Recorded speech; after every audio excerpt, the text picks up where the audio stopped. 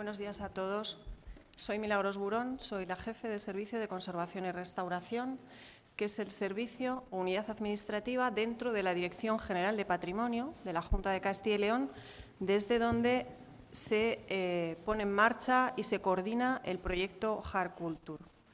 En primer lugar, profundizando en los agradecimientos que mostraba nuestro director general, quería poner de manifiesto el gran esfuerzo que han realizado los técnicos que están contratados dentro de este proyecto, el personal, Lourdes Pedrero, Jesús Nieto y especialmente Sara Genicio, por toda su dedicación a lo largo de los últimos meses para que hoy podamos acoger aquí este acto con todas las fases de obra que se han desarrollado en la planta baja del palacete y también con el desarrollo de todas las actividades didácticas y de difusión y del contenido y el programa del Congreso.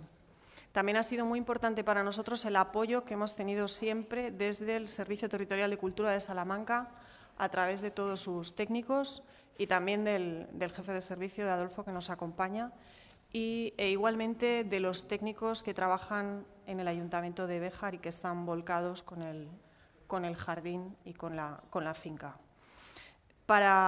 Tenemos un poco de tiempo, afortunadamente, que nos han dejado nuestros jefes desde la presentación, pero bueno, para aprovecharlo también a lo largo de la jornada, vamos a comenzar ya con la primera intervención que estaba prevista, que es la de Mariano Sánchez García, jefe de la Unidad de Jardinería y Arboricultura del Real Jardín Botánico del CSIC.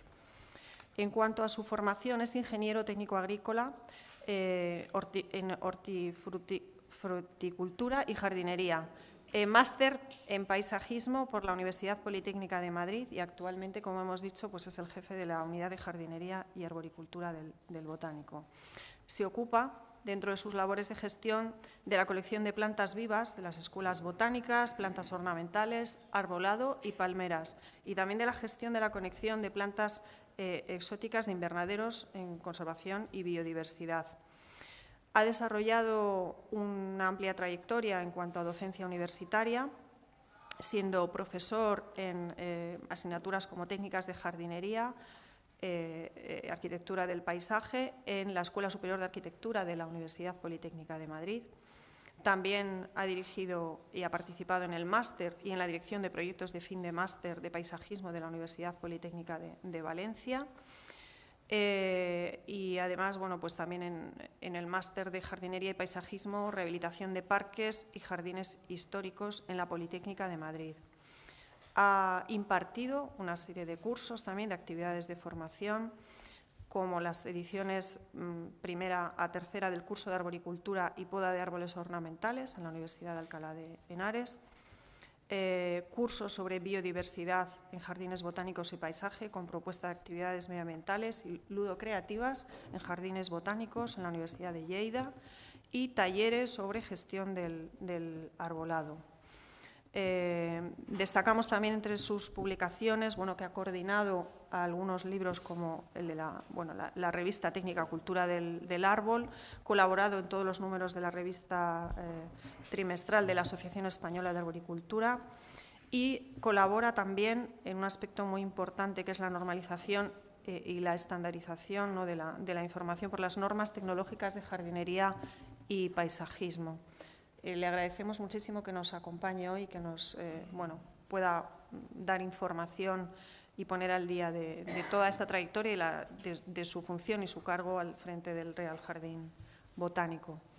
Quería agradecer también a todo el equipo técnico que nos ha ayudado en el montaje del Congreso, que ha trabajado también a lo largo de bastantes meses, en especial a la empresa Sercam y a Raúl Martín y todo su equipo, por todo este montaje que al final contribuye a que todo funcione y salga mejor y lo podamos percibir así por parte de todos los asistentes.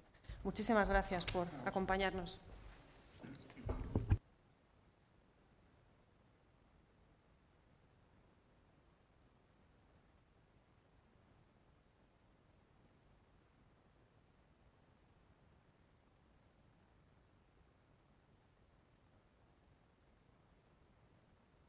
No, voy a estar ahí de pie, es que si no, no leo. Sí. Voy a hablar de restauración de jardines con la experiencia que he ido acumulando estos años, voy a fijarme sobre todo en los aspectos en los cuales una restauración puede llegar a terminar con determinadas plantas. Entonces, vamos a ver un poco qué es lo que se tiene que hacer para que cuando iniciemos una restauración, antes, el proyecto... Es que si no en internet no te oye, ¿vale? Vale. El proyecto esté claro respecto al antes que hay que hacer. No.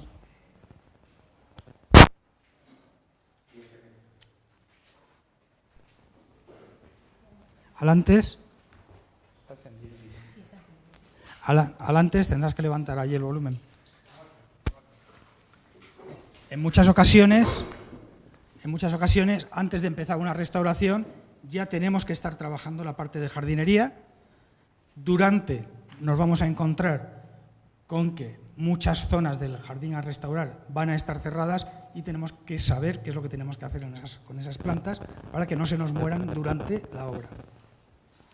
Y en muchas ocasiones, cuando hay restauración de elementos arquitectónicos o de partes del jardín, nos podemos encontrar con que necesitamos un pliego de condiciones del después de la restauración para que no se mueran determinados árboles, sobre todo. Me voy a acercar porque no veo bien. Lo primero que debería hacer alguien de un equipo multidisciplinar, suena muy bien, pero tiene que tener experiencia el que entre en un jardín histórico a trabajar, es conocerse claramente. Es conocerse claramente. Vale. Es conocerse claramente la Carta de Venecia, la Carta de Florencia y si es Patrimonio de la Humanidad, como es, por ejemplo, ahora nuestro Jardín Botánico, el Real Jardín Botánico de Madrid y el Parque del Retiro. Entonces, todo esto es fundamental a la hora de iniciar los trabajos. Este es mi jardín, es la calle Claudio Moyano, en el siglo XIX y actualmente. Pues podemos ver, y quiero hacer hincapié, después lo vamos a ver en alguna otra diapositiva, es en el tipo de plantación que se hacía desde la antigüedad más antigua, de juntar demasiado los árboles, y eso a fecha de hoy, ya en el siglo XXI, que sabemos un poco los hábitats de las plantas, cómo tienen que desarrollarse las plantas, crea problemas respecto a lo que estamos hablando hoy todos con esto de las olas de calor, y es la sombra que nos tienen que dar los árboles. Entonces, lo primero es establecer un plan director. En el Jardín Botánico hice uno en el año 2000, ahora estoy terminando el nuevo. Y una de las cosas más importantes que deberíamos definir son las zonificaciones. Dentro de esas zonificaciones, conocer cada una de las partes de ese jardín histórico es a qué está dedicada, porque es fundamental respetar esa zonificación y predomina sobre cualquier otra cosa que queramos hacer alrededor de ella. Imaginar que tenemos una rosaleda histórica y a alguien se le ocurre plantar árboles porque hace falta sombra. Eso perjudica a la zona porque la rosaleda necesita sol. Esos elementos vegetales no se deberían poner, y si ya los hay porque han crecido en demasía y no se conocían bien las especies o cómo crecían, habrá que pensar qué vamos a hacer con ellos, porque a lo mejor hay que quitarlos para conseguir que la rosaleda, o bien la dalieda, o bien una rocalla funcionen adecuadamente.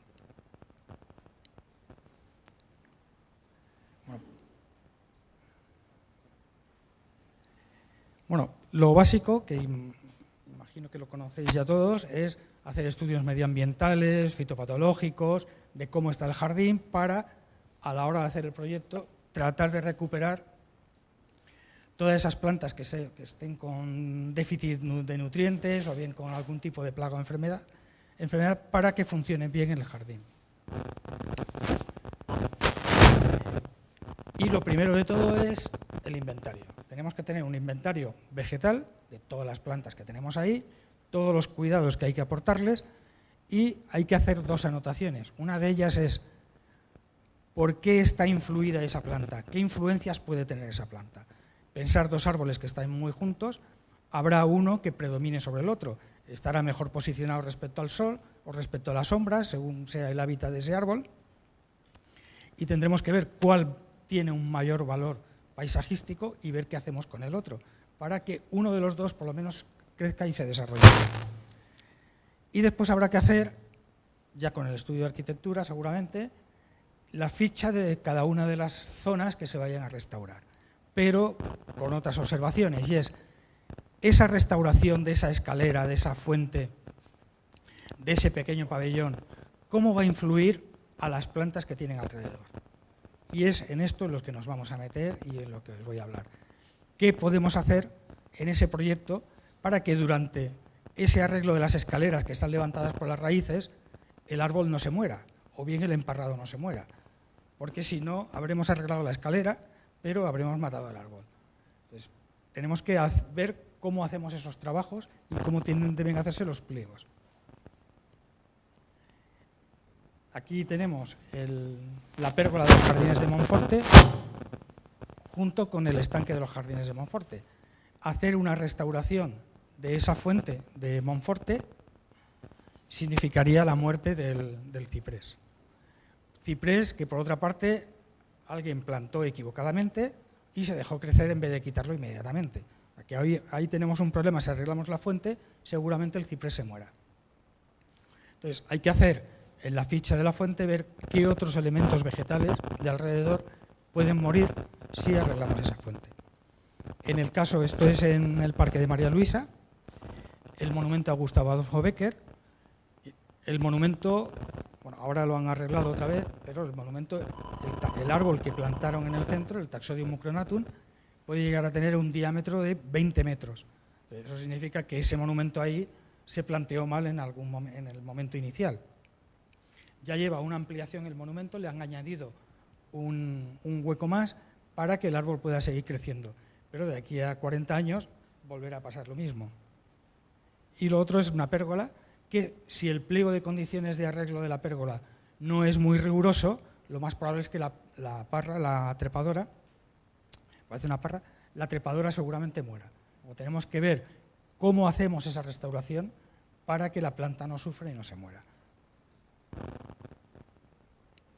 En ese inventario tenemos que ver cuáles son nuestros árboles singulares, en Madrid los cipreses, y los elementos que vamos a restaurar o que se deberían restaurar. De ese inventario va a salir que, por ejemplo, si estas dos jardineras se han añadido a posteriori, tanto los dos plátanos que hay cultivados dentro seguramente se mueran. Van a coger pudriciones y existirá riesgo de que se pueda partir el árbol en algún momento. Entonces, en ese inventario lo que habrá que hacer es quitar esas dos jardineras y hacer un estudio de los árboles, de los dos plátanos, a ver cómo se encuentran en ese momento. Igual alguno se tiene que quitar. Yo no soy, Entonces, una de las soluciones, por ejemplo, para salvar los cipreses singulares, hay un hongo, el Coridium cardinale, que puede afectar a los cipreses, sería hacer un cinturón sanitario, evitar que haya cipreses cercanos a nuestros elementos singulares, que fue lo que se hizo en determinado momento en el Parque del Retiro. Se quitaron los cipreses que estaban detrás de los cipreses singulares. Este es en el Jardín Botánico. Bueno, la restauración se hizo en el año 78, del 78 al 81. Pues digamos que no había una cultura de mantenimiento de jardines como la podemos encontrar ahora. Entonces, se hicieron caminos para que pudiesen pasar los tractores, los elementos para llevar los sacos de cemento, los ladrillos, lo cual supuso una compactación grande del suelo y seguramente la pérdida de alguno de los árboles, porque esas raíces que antes estaban con oxígeno dejaron de tenerlo al pasar esa maquinaria. Y ese es el estado actualmente. Bueno, actualmente no, es de hace unos años, porque esta Butia capitata murió. Aquí, viendo un poco qué es lo que, ya en el aspecto jardinero, sin meterme con la parte de los arquitectos, el mantenimiento de esa pradera en la glorieta del Linneo significó, y puede ser que signifique, la muerte de las dos Butias capitatas. Primero murió una y después seguramente muera y está en mal estado la otra. Pues habría que ver si realmente merece la pena conservar esa zona de pradera, que es prácticamente la única que tiene el jardín, a costa de saber que la Butia capitata que hay ahí seguramente muera dentro de 10 o 15 años. Eso es el plan director el que lo tiene que decidir, qué es lo que se va a hacer con la pradera. Lo mismo ese inventario, si vamos a restaurar la fuente, que si os fijáis está perdiendo agua constantemente. Ahora cuando hay algún evento en el jardín la encendemos, rebosa y la tenemos que apagar cuando acaba el evento. Y el sistema radical que aparece por ahí, que desde luego no se va a cortar la raíz para que la fuente no pierda agua. Entonces habría que ver que es, si os acercáis por el jardín botánico, se ha hecho una restauración de los fontines, entonces viendo que en muchas ocasiones las raíces levantan el fontín y enseguida pierden agua, pues se ha hecho un vaso de latón para que los movimientos del granito de las fuentes no afecte a la pérdida de agua. Entonces, seguramente terminemos haciendo eso, lo que pasa es que el coste son 40.000 euros y no es prioritario para el jardín, preferimos encender la fuente cada vez que hay un evento que no invertir en ese vaso. Después es conocer lo que crece de un árbol. ¿Qué es un árbol? O sea, esto es una representación de la calle Serrano de Madrid con las dos alineaciones de plátano que hay puestas. Si nosotros dejamos crecer directamente los plátanos de paseo, que llegan a medir 32 metros de copa y 30 metros de altura, pues eso es lo que tendríamos. Entonces, no pasa eso, o sea, la rama no atraviesa el bloque de viviendas porque lo estamos podando. Pero eso, ahora que estamos, bastante gente, no voy a decir muchas porque no sería cierto, bastante gente estamos concienciadas de que los beneficios que nos dan los árboles se encuentran en las hojas, no en los troncos que se van plantando. Quiere decir que necesitamos árboles grandes, como estos de aquí, pero sin tener que podarlos. Entonces tendríamos que ver, en esa supuesta alineación que nos encontremos en un jardín histórico, si hay algún árbol prescindible para poder permitir que el resto de árboles se desarrollen bien.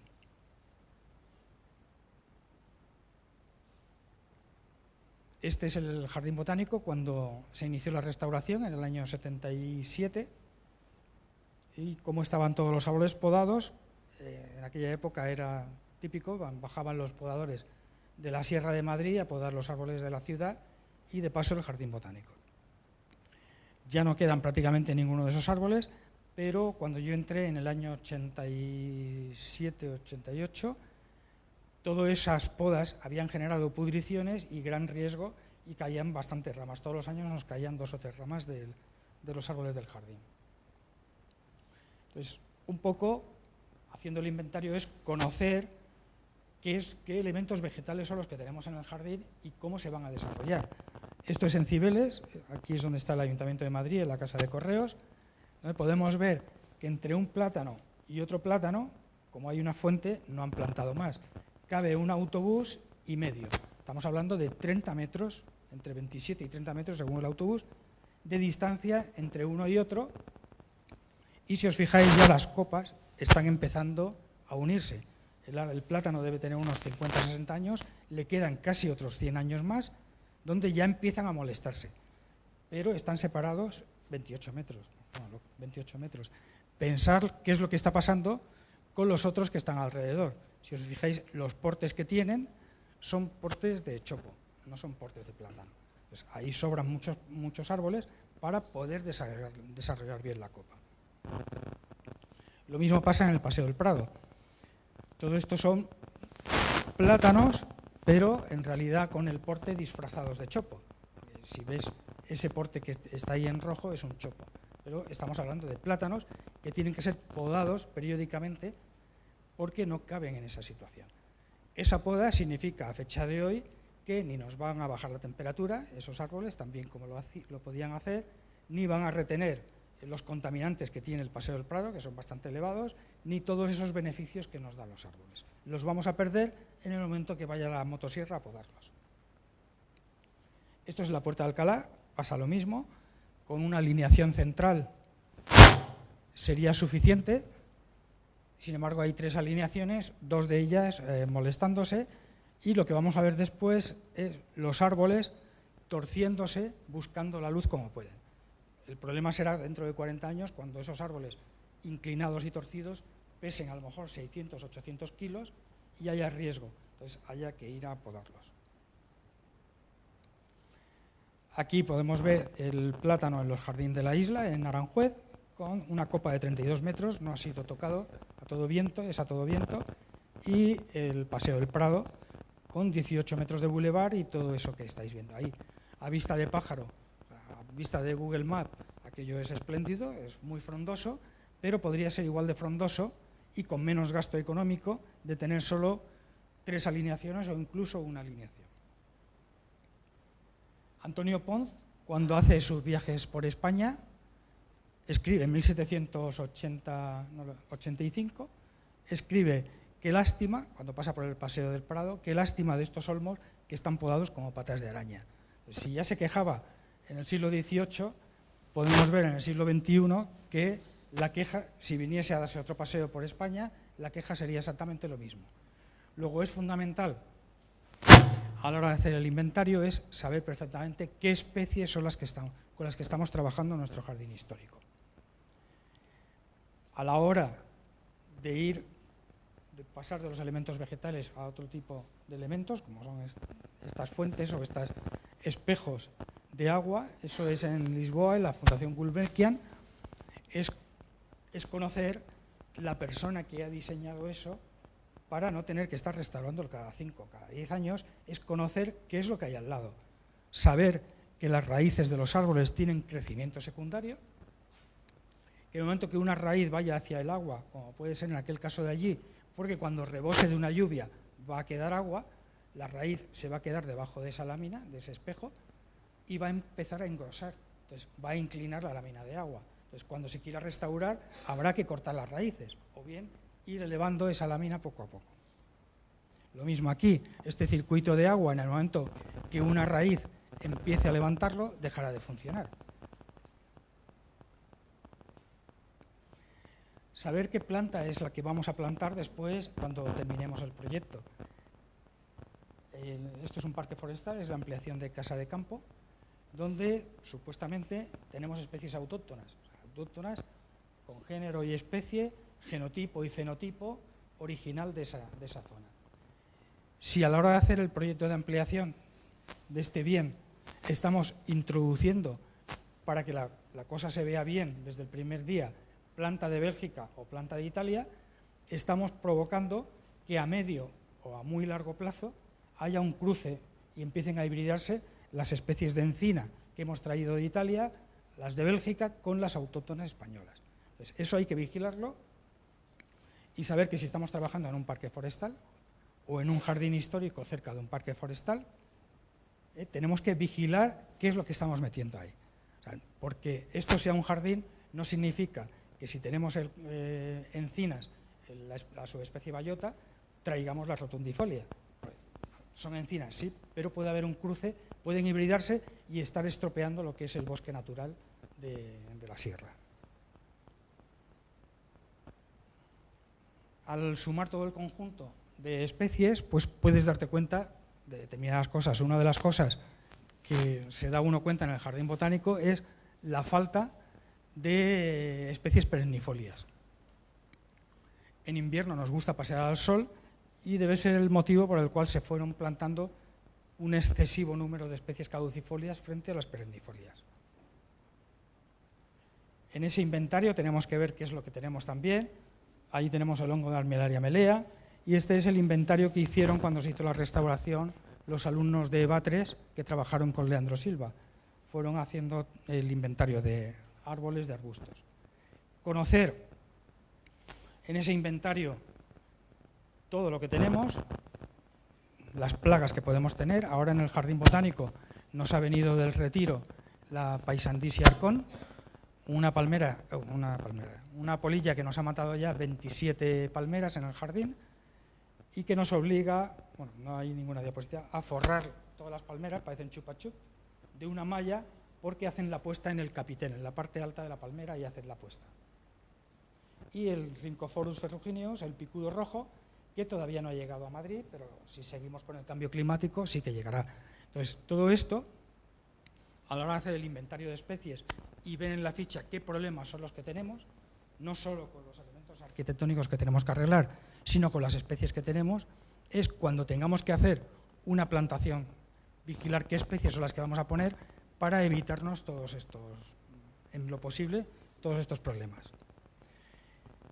En un jardín puede haber, como se hizo en la restauración del Jardín Botánico de Madrid, un movimiento de tierra, porque cuando se encontraron en el jardín aquello era todo una única terraza inclinada y tuvieron que hacer las terrazas originales. O sea, quito tierra de un sitio y la aporto en otro. En este caso de aquí vemos que se quitó tierra de un sitio y quedaron los árboles descalzados. Si eso va a ocurrir en la restauración que vamos a hacer, tendremos que prever que no ocurra nada ni a los árboles que les hemos quitado tierra o aportado tierra, ni a los visitantes futuros que se le pueda caer el árbol. Aquí veis a un alumno de la escuela taller, tiene los pies donde está el cuello del pino. Eso quiere decir que está enterrado 1,30 metros, 1,40 metros, donde cualquier pudrición que pueda aparecer por ahí no la vamos a ver nunca. Eso quiere decir que a la hora de hacer el inventario necesitamos dinero, tiene que haber un buen proyecto para saber qué es lo que tenemos antes de meternos en esa restauración.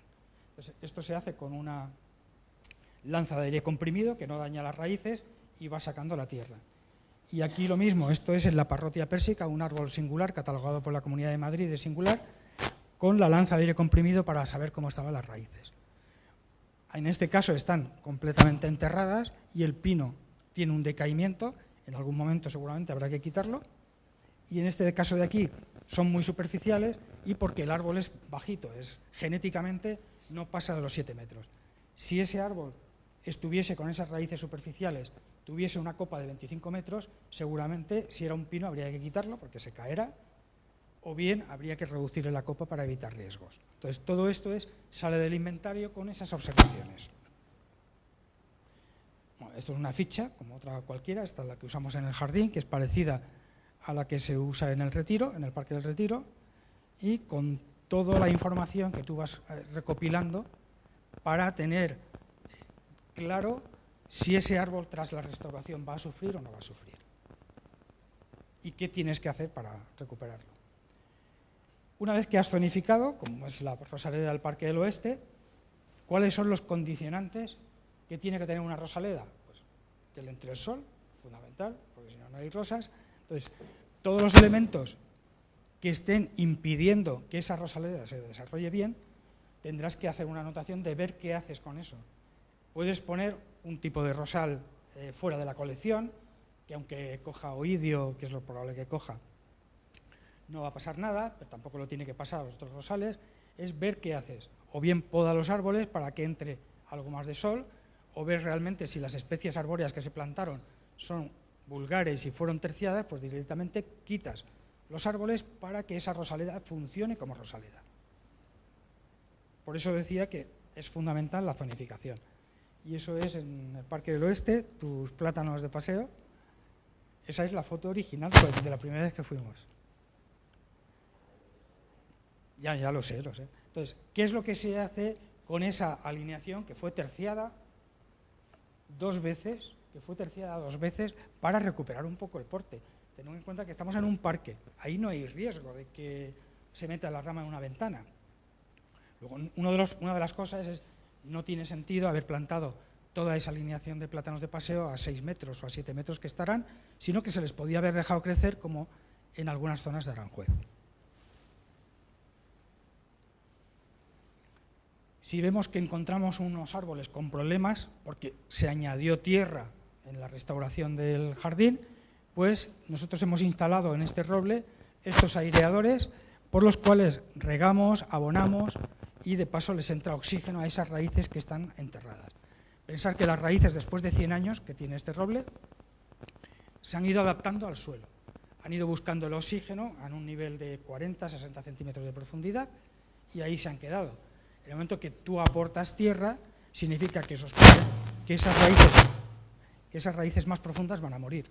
Luego les tienes que aportar agua y oxígeno. Y eso, por supuesto, nunca usar la barrena de Presley, no sé si sabéis qué es, para contar los anillos. Haces una barrena en el árbol, hasta el centro del árbol, y después cuenta los anillos. El resultado posterior es este que estáis viendo aquí, con toda seguridad. Se inicia una pudrición por algún hongo que pueda pasar por esa perforación que habéis hecho. Es mejor decir aproximadamente 140, 180 años que no taladrar para decir, eran 147, y de paso te has cargado el árbol, o por lo menos lo has dañado. Más zonificaciones. Esto es importante anotarlo en el inventario que estamos haciendo de especies vegetales y de zonas, porque si es posible, esta es la rosaleda del jardín. Fijaros cómo está esta zona soleada y cómo está esta otra que le da la sombra. Vamos, no es rosaleda. Y la zona de huerta igual.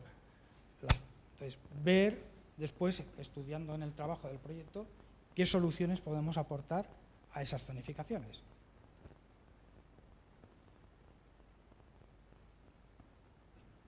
Y después está el cambio climático, que la última vez que revisé los árboles, empecé ya a trabajar esa vitalidad que estás estudiando en los árboles, ver si es causada por una plaga o una enfermedad, o estás bien empezando a ver ya síntomas del cambio climático. Entonces, es fundamental. El Ministerio de Transición Ecológica tiene ya unas previsiones de aquí al 2040 y al 2100 de pinchas una ubicación y te va a decir aproximadamente qué es lo que vas a tener ahí. Entonces, no tiene sentido, cuando hagas tu inventario de plantas, veas lo que falta y plantees unas nuevas plantaciones, decir, bueno, como es Madrid, pues vamos a ver o es Salamanca, aquí hay fresnos, estupendo, hay algunos tilos. No, tienes que ver en el 2100, que es cuando esos árboles tendrán 60 años, qué es lo que vas a tener ahí, porque a lo mejor no puedes plantar planta autóctona en muchos casos. Tienes que irte a planta de otro sitio, a la que ahora tenga ese clima que vas a tener en el 2010, ahí tienes que ir a buscarla. No sé cómo voy de tiempo. ¿Qué? Esto es cambio climático. Esto es el Parque del Retiro, donde están floreciendo los castaños de Indias por segunda vez, a la vez que está en flor la Sophora japonica, que florece en el mes de julio. Luego, este castaño de India ha florecido en marzo y está floreciendo otra vez en julio. Incluso podemos encontrar alguno que a finales de septiembre empieza a florecer otra vez. Lo que pasa es que la caída de hoja lo coge con flores y tirando la hoja. Y estos son nuestros arces en el jardín. Tenemos 5, hay 3 que están ya desfoliándose por la parte superior. Entonces, eso seguramente sea cambio climático. El inventario vegetal. Te haces un tipo de ordenación que te sirva a ti después para el trabajo que vas a hacer en la restauración, y tienes que poner la fecha de introducción. No podemos hacer como se ha hecho, restaurar un claustro medieval y meter washingtonias, porque llegaron en el siglo XVI de California. Entonces, ese es un contrasentido. Por eso es importante saber la fecha, si son plantas foráneas, plantas alóctonas, saber la fecha en la que se introdujeron en la península ibérica y ver si realmente podemos emplearlas o no. Huir de las plantas invasoras, ya sea invasoras de otros países, como la cortadera seloviana de Argentina, o bien invasoras per se, porque jamás se les ha hecho ningún tipo de mantenimiento.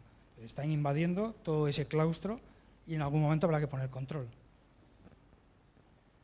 Estos son los estudios habituales que hay que hacer para saber realmente qué especies podemos meter y no meter la pata. No porque nos digan que hay que meter planta autóctona, meterla, porque no va a funcionar. Es saber qué es lo que tenemos ahora, mirar, ya que lo tenemos desde hace unos 5 años, mirar cuál es la prospección para el 2100 y ver qué especies son las que vamos a introducir, porque hemos visto carencias en el jardín. Carencias, nosotros sabemos en las localizaciones de los arces del jardín, de los tilos del jardín y de los castaños del jardín, sabemos que para el 2100 no va a quedar ninguno. Gracias al histórico de fotos nos dimos cuenta que este señor había abierto una ventana ilegal al jardín, lo cual nos impide en un futuro levantar un invernadero más alto que si quisiéramos levantarlo, cosa que podemos hacer. Bueno, esta es la zona de suculentas cómo nos la encontramos y después de restaurarla un poco, simétrica a la que había en el otro lado.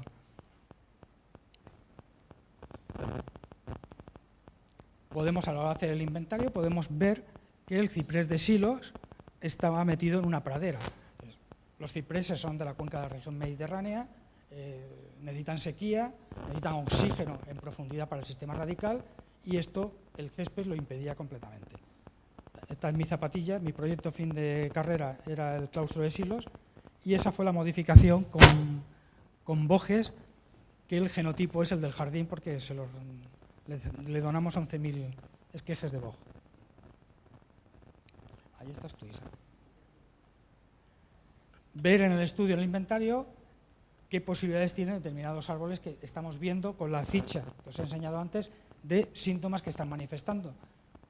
Árboles con V, con corteza, pues el fin será ese, o sea, rajarse. Entonces tenemos que irlo anotando toda esa información, anotándola. Igual que alguna trepadora que haya estado abandonada durante mucho tiempo y esté sujeta sobre un árbol, si merece la pena ese árbol o no. Si el árbol es una ligustre, pues ancha es Castilla, que muera la ligustre para no tener que modificar el estatus de la trepadora, que es singular. El inventario, necesitamos una lanza de aire comprimido, es ver qué árboles han sido enterrados cuando se han hecho las modificaciones anteriores de o bien restauraciones o bien que se ha ido aportando tierra por cualquier motivo. Todo esto es peligrosísimo porque forma cavidades que no vemos y el árbol se puede caer 3 años después de la restauración o 2.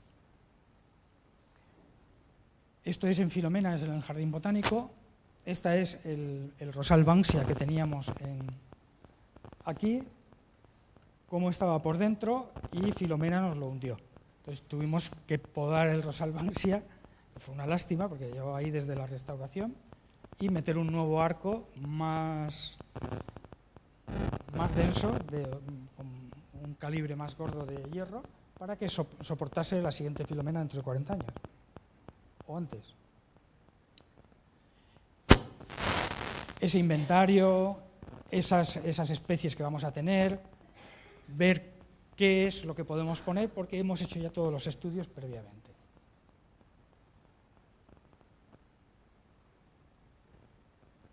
Conocer bien las plantas. Cuando pasó Filomena nos encontramos con que toda la escuela de las palmeras en el Jardín Botánico terminaron todas así. Eso es otro. Saber que al ser una planta monocotiledónea y tener solo una yema, esa yema está justo ahí, o bien justo ahí, cubierta y protegida por 20 centímetros de tronco a cada lado, está en el centro. Lo que quiere decir que a lo mejor la hélada no ha matado la yema.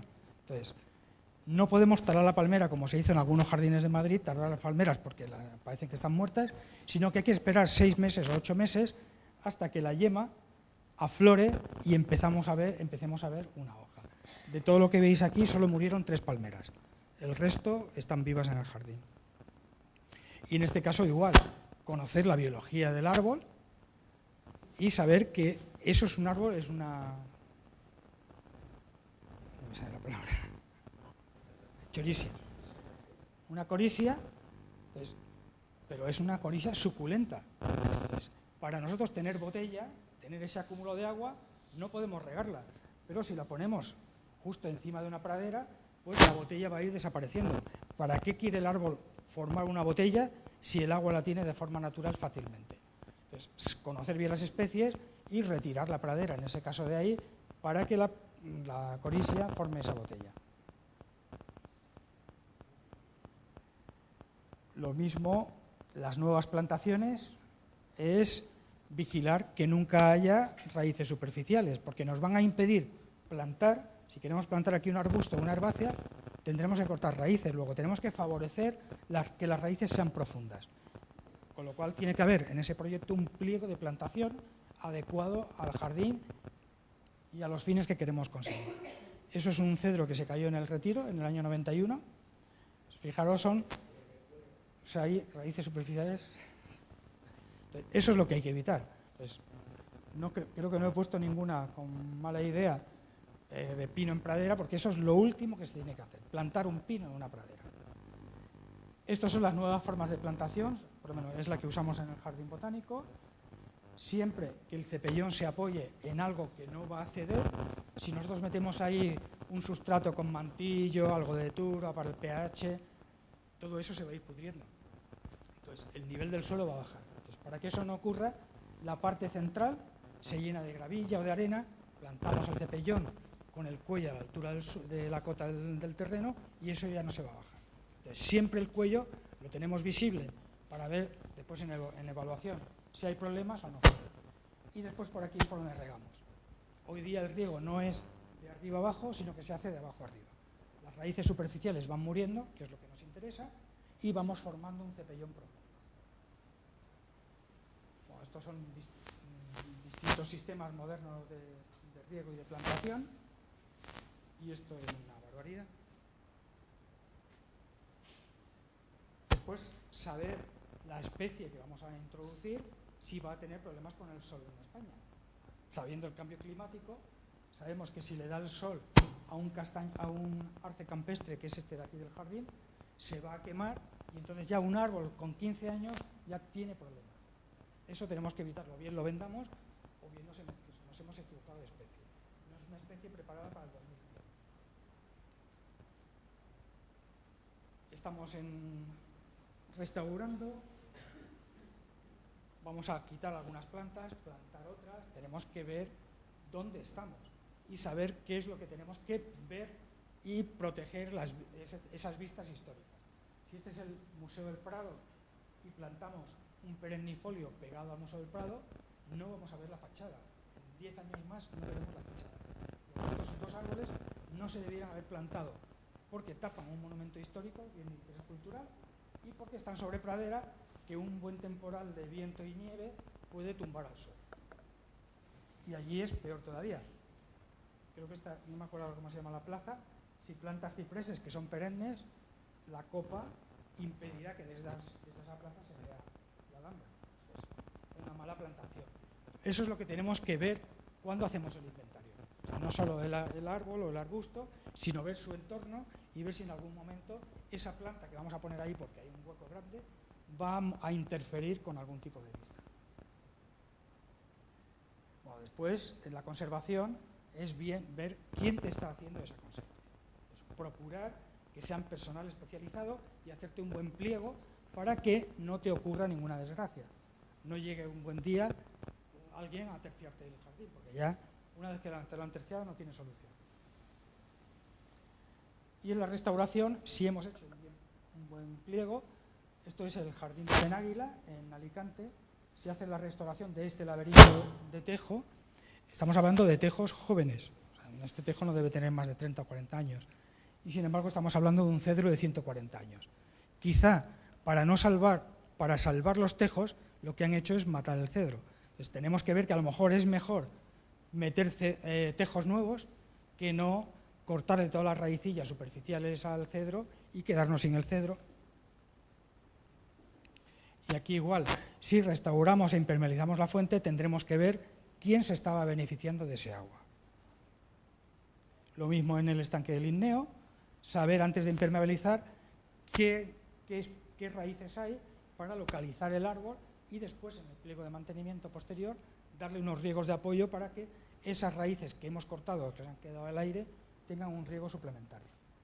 Y desde luego no cometer los errores que se verá en otra, poner el geotextil pegado a la fuente o pegado al monumento, porque la raíz va a llegar, va a girar con el geotextil, pero a partir de ese momento que llega el geotextil va a empezar su crecimiento secundario. O sea, si fuese una palmera, no, pero una angiosperma que tiene crecimiento secundario va a empezar a empujar.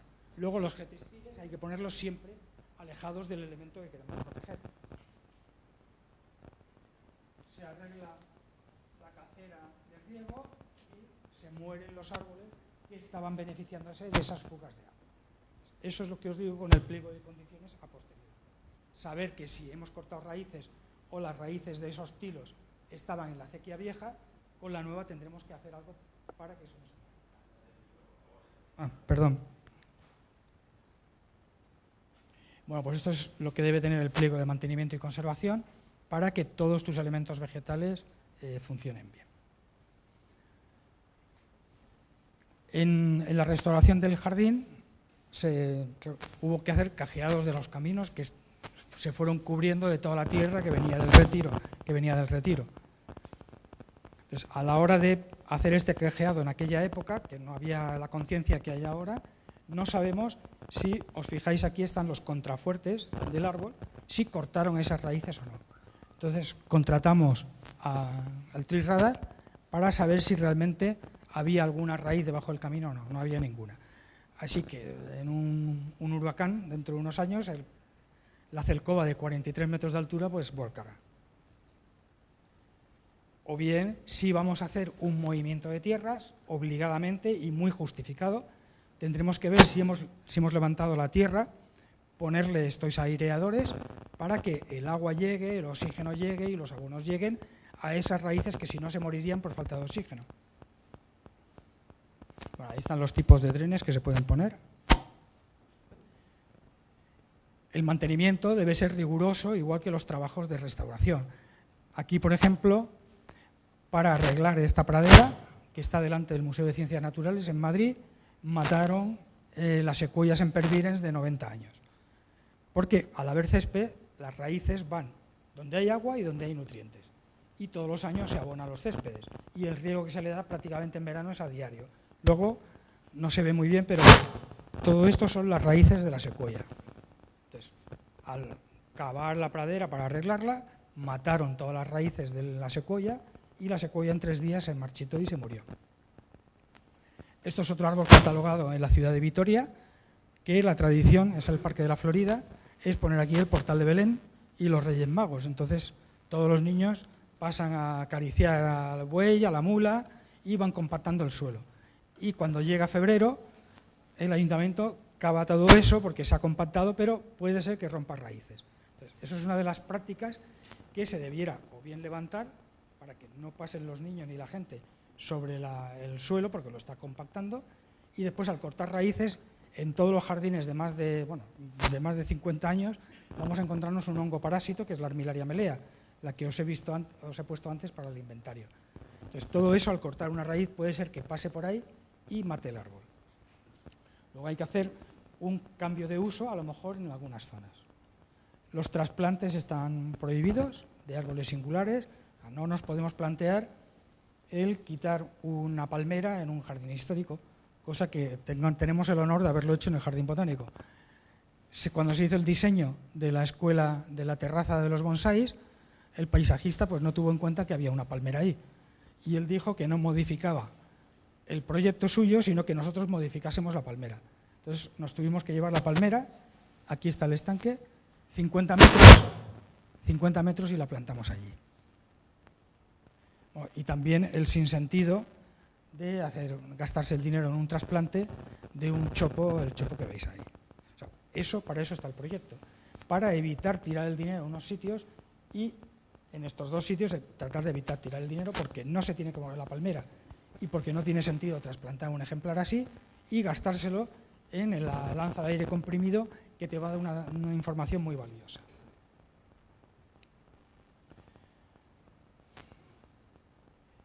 Bueno, esto es más de lo mismo. Esto es a la hora de hacer obras, como las hay en las restauraciones, es dejar claro qué es lo que se puede y no se puede hacer en los sitios. No se puede dejar pasar todo eso que vibra, además, compactando el suelo de esa encina que no sé si será singular, pero que podría serlo. Entonces, simplemente el haber dejado que ahí se acopie el material de obra va a hacer que esa encina se muera. Igual cuando hacemos trabajos de nuevas líneas de riego o de infraestructura, saber por dónde va a pasar, siempre mejor entre caminos, para no romper las raíces de las plantas que hay alrededor. Bueno, así es como tenemos forradas a las palmeras para protegerlas como preventivamente de la paisandisia. Y esto es cuando hice el plan director del año 2020, podamos este árbol, esta rama de este almed, si os fijáis está completamente desequilibrado. Para equilibrar, no tenía futuro, de hecho ya no está en el jardín. En 20 años veíamos que las pudriciones estaban aumentando, iba en decaimiento total, pero sí que tenía futuro. podamos y fijaros, esta es la foto, la hice el otro día, cómo la copa se ha equilibrado. En el momento que no había algo, que era otro árbol con sus ramas, que le impedía recibir luz. Después se someterá a ese plan director, ese proyecto se somete a un trabajo de benchmarking, de discusión entre varios equipos. Bueno, aquí está Carmen Gañón, que es la madre de Ana Luengo, de Mónica, que viene mañana. Aquí estás tú, Isabel. Gabriel Iguíñez, un arbolista, y Fanny, de la Asociación Española de Arboricultura. Después, a la hora de hacer restauraciones, vigilar qué arbolado es el que tenemos. Esto es una arboleda singular de Tilos, en La Coruña, en el Jardín de San Carlos, que se ha hecho una restauración con muchísimos trasplantes, han sacado mucha planta, se ha plantado mucha planta, y claro, eso a esta masa, a estos árboles, los ha debilitado. Entonces, ha aparecido el Scolitido scolithus por la ciudad con esporas de hongo de la grafiosis y ha empezado a matar algunos ejemplares. Esta era la arboleda singular catalogada y esta es la representación que se hace, que parece que los tilos son pequeños. Y esto es en el jardín botánico, donde es un jardín neoclásico, bueno, igual que los parterres que tenéis aquí renacentistas, con plantaciones cromáticas en la entrada de los jardines, que es lo que suele haber, y que un trabajo ajeno al jardín, pues modificó la traza. Quiero que veáis bien dónde está el seto de boj. Este es el bordillo del camino y está retranqueado. Y lo que se hizo en la restauración fue modificar la traza del jardín. Ahora estamos en proceso, para mover los bojes, estamos en proceso de recuperar la traza antigua del jardín en esa zona. Aparte de meter esta máquina que compacta la zona interna de plantación.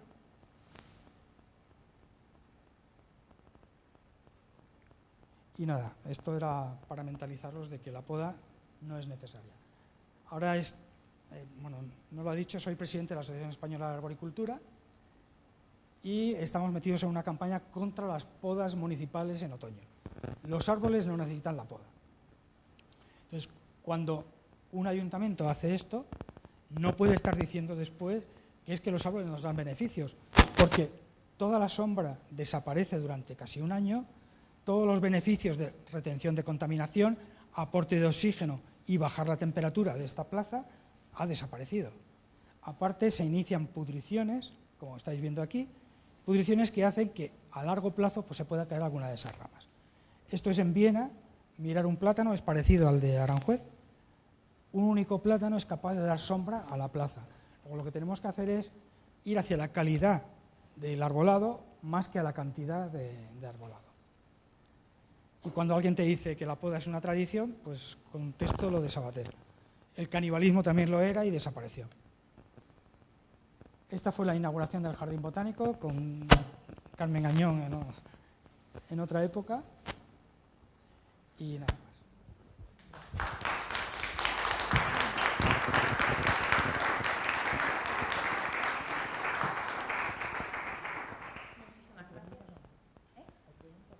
Si hay alguna pregunta, espera, un momento. Siéntate si quieres aquí.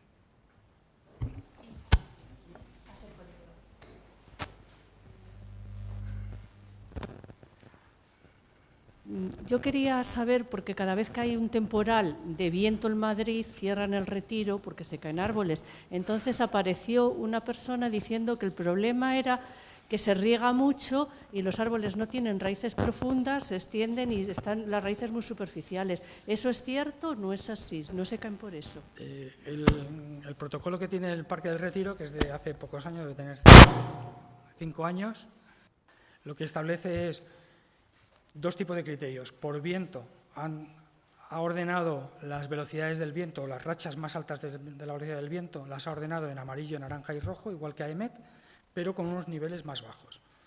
Y el otro motivo por el cual cierra el Parque del Retiro es una humedad baja en el suelo asociada a un calor por encima de 40 grados, ¿no? Por encima de 40 grados. Entonces, lo que sí es cierto es que cuando hace viento se caen ramas. Entonces, a pesar de que el Retiro tiene un plan de conservación muy bueno del arbolado del Retiro, se ha terciado muchas veces, se ha podado muchas veces, hay muchas pudriciones y cavidades y cuando hace viento se caen ramas. Entonces, por eso ya han muerto 3 personas. O sea, por eso se hizo ese protocolo para proteger a los visitantes del jardín. De todas formas, el vuelco también es un niño, el último niño que murió fue por un vuelco de un pino que estaba sobre pradera. Entonces, lo que no hay que hacer es plantar un perennifolio que además es un tronco con una copa completamente desequilibrada y desestructurada respecto al árbol. Cuando hace viento eso se mueve mucho y si las raíces, como hemos visto en la secuoya, son superficiales, ese pino se va a caer. Entonces, ahora con el nuevo plan director del Retiro, imagino que se están ordenando ese tipo de plantaciones para que no haya perennifolios con copa estructurada en la parte terminal que puedan volcar. Pero, bueno, yo también tengo un protocolo en el Jardín Botánico. O sea, es prácticamente el mismo que el de AEMET, pero cuando hay alerta amarilla, cierro un camino, que sé que tengo una rama de un árbol peligrosa, pero solo se va a caer cuando haga fuerte viento. Entonces, corto ese camino, cuando hay alerta naranja, corto otros 2 más, y si es roja, cierro el jardín. Ten en cuenta que somos técnicos y al final somos los responsables. O sea, que si pasa algo, va al técnico. No... Sí, bueno, las causas de ramas son pudriciones, normalmente. Lo que pasa es que también, que es por lo que se cierra el Parque del Retiro en verano, hay un problema que se llama la caída súbita de ramas, que también nos pasa en el Jardín Botánico. Y es en el momento, un árbol está absorbiendo a lo mejor 100 litros de agua al día, 150, 200, según la hoja, según si lo han podado o no, si es un árbol como el de Viena o no, está absorbiendo un agua que después transpira y evapora. Entonces, en el momento que la cantidad de agua que es capaz de absorber o transpirar es menor que la que transpira, las ramas, ¿cómo se sujetan? Se sujetan por la lignina y la celulosa, pero también por la tensión que genera el agua al subir. Entonces, si en los vasos esa tensión afloja, puede ser que la rama, si tiene un punto de inflexión en determinado sitio, parta por ese punto. Entonces, por eso se cierra en verano el Parque del Retiro, que parece una incongruencia. El único sitio de sombra que hay, pero tiene un problema claro. Y además, así como cuando haces la evaluación de riesgo, buscas las pudriciones, buscas las cavidades y determinas cuál es el árbol sobre el que tienes que actuar, en la caída súbita de ramas no tienes ni idea de lo que puede pasarte. Normalmente está asociado a la sofora, al celtis y algo al plátano y también a la robinia. Pero claro, no puedes cerrar esas zonas del jardín con esas especies, entonces se cierra entero.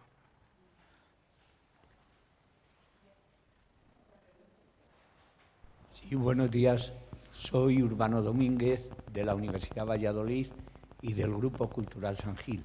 En primer lugar, quería agradecerle esta exposición tan documentada y con tantos datos prácticos y con tantas referencias de buenas prácticas en este tipo de intervenciones. Y ha habido 2 cosas justo al principio, que era por dónde había que empezar. Una era el plan director y otra era un equipo formado, equilibrado, con expertos en diferentes ámbitos. Yo no sé si conoce el plan director del bosque, que es del año 2001. Bueno, está por ahí, se puede bajar de la página de la Junta. Entonces, ahí hacían una serie de propuestas de intervención, tenían también una cronología de cómo se debían suceder estas intervenciones en 8 años y también un presupuesto, un avance de lo que aquello podría costar. Y luego, ¿qué es lo que está pasando? Porque eran 8 años lo que decía el plan director, de 2001, estamos en el año 21. Y bueno, lo que hay, si esta tarde hay una visita, pues se podrá ir viendo cómo se ha intervenido, qué es lo último, por dónde se empezó. De referencia, lo primero que decía el plan director era que había que hacer una excavación arqueológica en todo el bosque, que se ha ido haciendo por trozos. Cuando se intervenía en un sitio, pues se hacía la excavación. Y luego cosas como esta, como este jardín que tenemos aquí a la entrada, no están en el plan director en absoluto. Es decir, las intervenciones se han modificado sin ningún criterio, porque tampoco hay un equipo que intervenga. Ahora cada trozo se le encarga a una persona responsable diferente de la que hizo la anterior, a lo mejor. Y yo quería un poco, ya que estamos en el bosque, pues hacer valer la necesidad de aplicar criterios sensatos. No es solo meter dinero, sino es seguir el plan, que parece que pretendía una serie de fines que hoy por hoy no vemos. Gracias.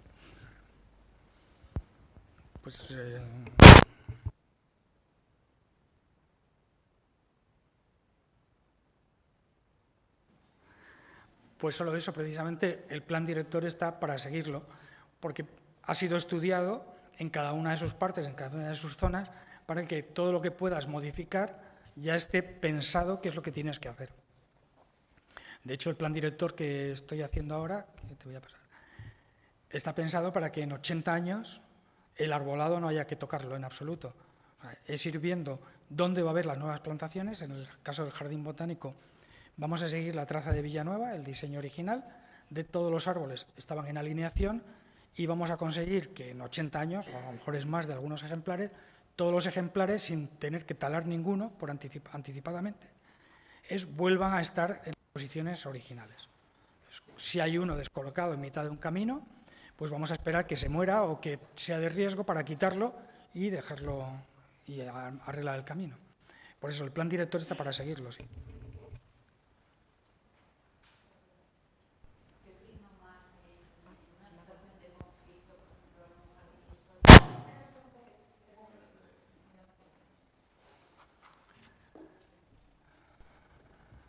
¿Qué tendría que primar más en la conservación de un jardín histórico, por ejemplo, en situaciones de conflicto, cuando haya que decidir entre la conservación de lo que estaba históricamente plantado o la renovación pues, por algún tipo de funcionalidad que se pretenda? Si es cuestión de plantaciones, lo que hay que hacer es, en lo posible, salvo especies invasoras o hibridables, es dejar como están las plantas que hay. O sea, en el caso de arbustos, pues si puedes quitar 20 espíreas, porque a lo mejor no pintan nada en ese jardín o en ese claustro medieval, no pintan nada, quitarlas y poner otro arbusto.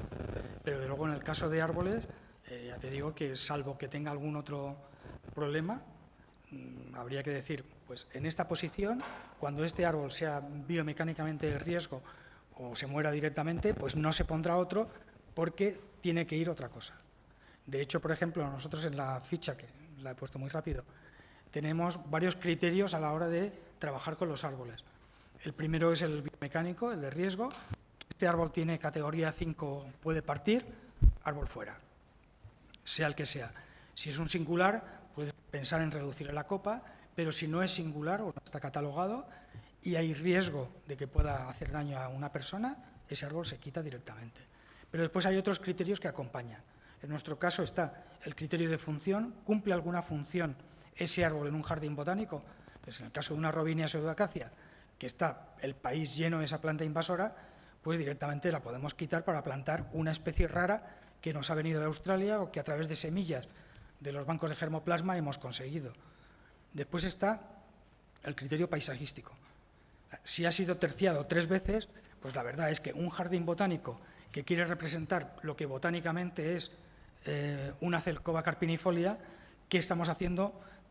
Enseñando a los alumnos y a los profesores una Celcoba que ha sido terciada 3 veces. Entonces, digamos que es una categoría que podríamos quitar. O sea, no la vamos a quitar, pero podríamos quitar. Y después está la de zonificación. Si ese árbol perenne está en la Rosaleda, tiene una categoría 5 para quitarla. No la vamos a quitar expresamente solo por eso, pero a poco que la categoría de riesgo sea 4, o sea, sea altita, quitamos ese árbol porque además beneficiamos a la zona de la Rosaleda y nos evitamos un problema de que pueda caer alguna rama y cause algún daño. Luego, otra cosa que me ha llamado muchísimo la atención es el tema que has hablado del cambio climático. ¿Puede ser que especies autóctonas de la zona y demás según la observación que tenéis en este asunto, tengan que desaparecer y qué posibles con este cambio climático arboledas se podría sustituir. ¿Por qué tipo de árboles? Es que eso, lo primero que hay que hacer es ir al Ministerio, a la web del Ministerio, al programa que tiene, ver cuál es la previsión en la zona en la que tú estás pensando de temperatura, de humedad y otras variables de pluviometría, y ver en España, en California, en toda la zona mediterránea, Chile y Australia, es ver qué se adapta a eso que vas a tener en el futuro, primero por España, obviamente, y ver qué puedes hacer. O sea, porque perfectamente sabes que seguramente el 60% de las plantas que tienes ahí en el 2100 no van a estar. O sea, tienes que ir pensando qué vas a hacer. Y planta autóctona de aquí de Salamanca no te va a servir. A lo mejor alguna tiene el tiempo suficiente para adaptarse. Puede ser que la hoja sea más coriácea, que si tiene vellosidad incremente la vellosidad para crear un microclima en vez de la hoja, pero puede ser que no. O sea, que digamos que previsoriamente sí que puedes saber que te va a desaparecer. Y entonces, claro, ver qué vas a traer. Y lo fundamental, si vas a traerte algo alóctono, es que sea primero de la península ibérica. Y si no es de la península ibérica, que no sea invasor ni hibridable, y te vas a las zonas de clima mediterráneo del mundo. Que se adapte a la climatología a lo que existente, tienes. a la que estamos teniendo. A la que vas a tener y en el padecemos. 2100, porque claro, ese árbol va a ser maduro con esa temperatura y esa humedad. Gracias. Espera. Sí. Hola, buenos días. Soy Isabel y soy jardinera aquí en el bosque. Bueno, ya me queda poquito, pero trabajo aquí en el bosque. Y también soy miembro del Grupo Cultural San Gil. Y quería hacerle así, muy breves, tres preguntas. Una, ¿cómo han resuelto el tema de la armillaria melea en el Jardín Botánico? Porque aquí tenemos, creo que es armillaria gallica. No sé exactamente si es melea o gallica, pero tenemos de eso también aquí. Otra es si alguna vez han contemplado en el Jardín Botánico la cirugía arbórea o si es una técnica que ya no se contempla, y lo pregunto en concreto por hay 4 magnolios en el Jardín Romántico de aquí, pero hay 2 de ellos bastante dañados, deben tener unos 100 y pico años, unos 150, yo considero que son árboles que merece la pena mantener, pero están bastante dañados y no sé si la cirugía arbórea se sigue siendo una práctica habitual y si exitosa. Y luego otra es sobre lo que hablaba de los céspedes.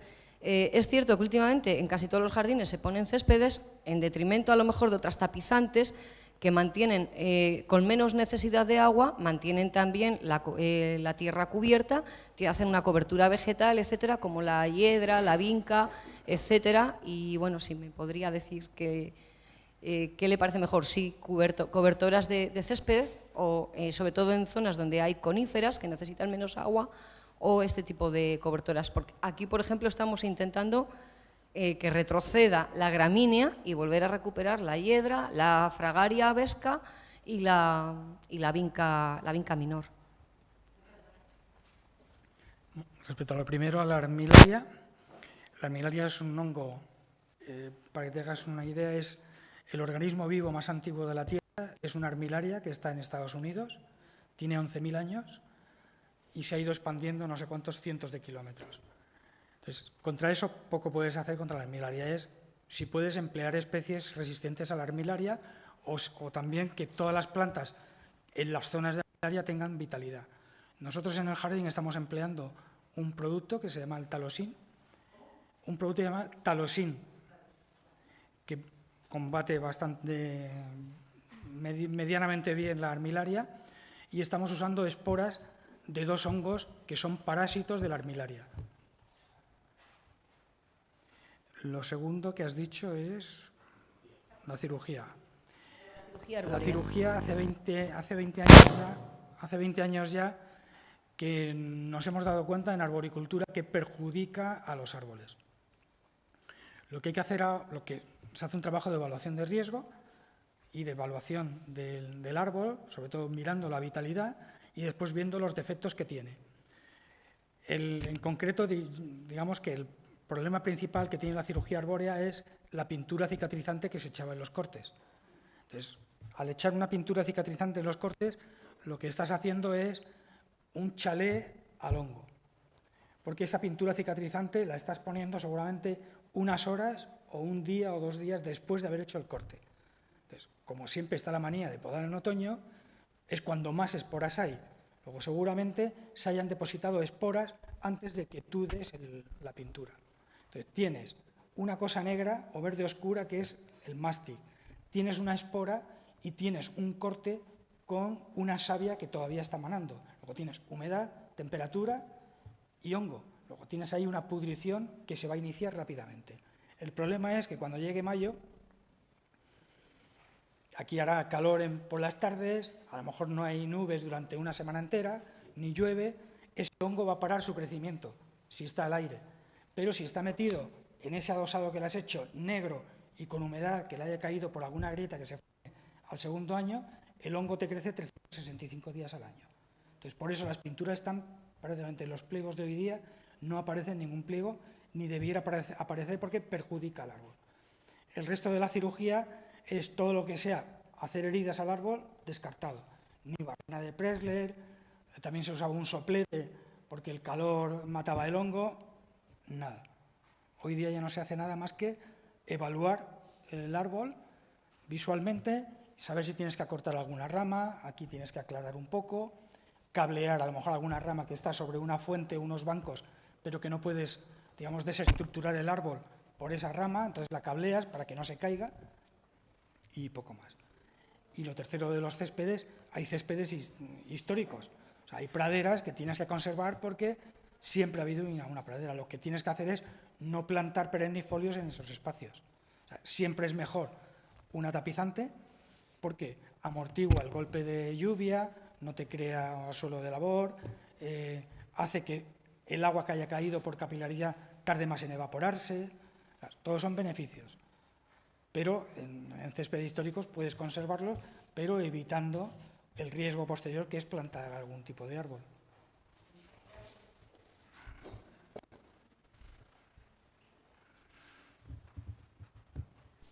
Sí, yo quería preguntarle, con toda esa diversidad que tiene tipológica, ¿no?, en cuanto a especies arbóreas y bueno, pues el resto de elementos vegetales, o sea, ¿cómo tienes sistematizado el sistema de riego también para que sea sostenible y se pueda optimizar el consumo a través de programadores, sectorizado por zonas? O sea, si nos puede explicar un poco el funcionamiento del riego, porque aquí también es un tema que nos preocupa bastante, ¿no?, de cara al futuro. Lo primero es, dentro de ese jardín, conocer las zonas y saber dónde tienes las zonas, la rosaleda, que necesita menos agua y la necesita en determinados momentos, de otras zonas que necesitan más agua, para que a la hora de poner el sistema de riego con sus electroválvulas estés regando la zona que más agua necesita, la estés regando con todas las plantas que necesitan agua, y las zonas de, digamos, la planta más rústica esté en la zona con electroválvula de riego para plantas más rústicas.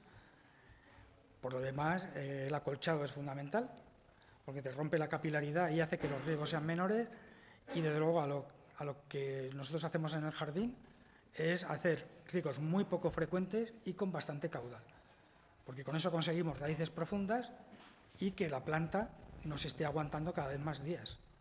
O sea, al principio el jardín hace unos 15 años se regaba 4 veces en verano, 4 veces a la semana o incluso 5, y ahora lo estamos regando 3. Eso sí, cuando hay planta nueva hay que regarla de otra forma, o bien añadir un gotero. También estamos evitando poner goteros en zonas de cultivo. Realmente no ahorra mucho agua, y lo que hace en nuestro jardín y en el resto de jardines, obviamente, es bajar la humedad ambiente. Tienes un difusor o tienes un microdifusor que te está evaporando agua, que no es que la estás tirando al cielo, sino que se están beneficiando los arbustos de alrededor, las hojas y los visitantes que están viendo que ese agua que tú has regado se está evaporando y hace bajar la temperatura. Entonces nosotros ahora solo estamos poniendo goteros en los setos. En el resto estamos tratando de ver cómo lo hacemos para poner otra vez microdifusores o microaspersores para que haya algo de humedad ambiente, porque había bajado radical desde que hace unos 10-12 años se empezó a poner todo gotero. ¿Tú lo haces?